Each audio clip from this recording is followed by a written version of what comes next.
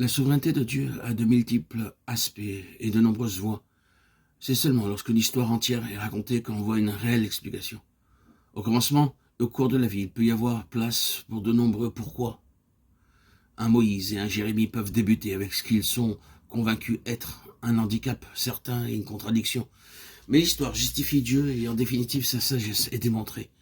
Quand Dieu dit « il est un vase choisi », il connaît tout à propos de l'argile avec lequel le vase est fait.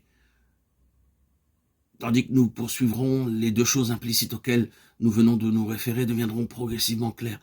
La première étant que le messager et son message sont une seule et même chose. Le message se trouve dans la constitution de l'homme et dans l'histoire même de cet homme, sous la main de Dieu.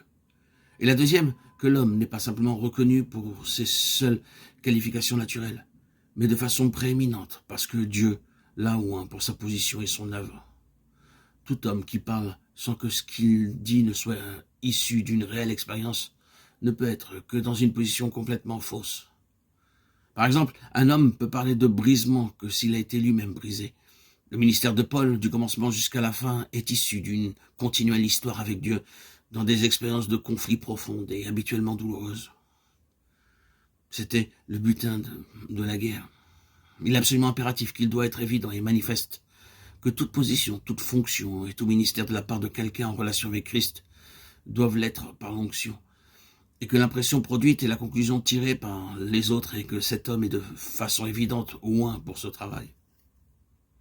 L'onction signifie simplement que Dieu est de façon très évidente avec la personne concernée dans ce qu'ils font et dans la position qu'ils tiennent.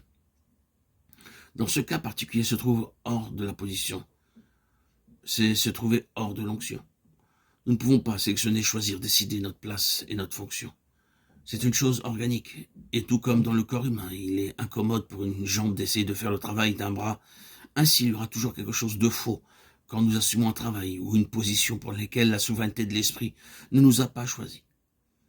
À cause de toutes les adversités, les oppositions, la chose la plus indispensable est de savoir que nous sommes là où nous sommes par désignation divine et non par notre propre volonté.